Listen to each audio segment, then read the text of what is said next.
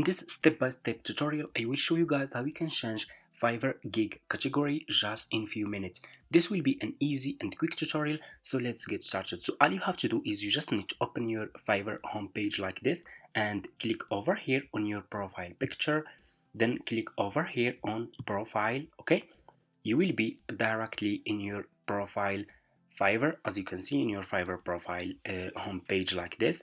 All you have to do is you should see your gig over here. As you can see, this is my gig, and all you have to do is you just need to click again over here on gig actions like this and click over here on edit.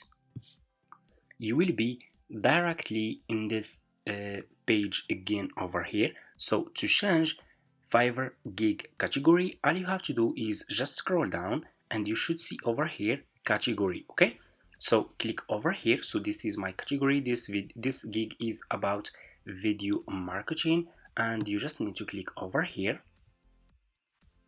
Okay, like this, and here you go, and choose which category you want to use. Okay, from here, and that's it. After you finish, scroll down and click over here on save, and that's it. That's how we can change Fiverr gig category.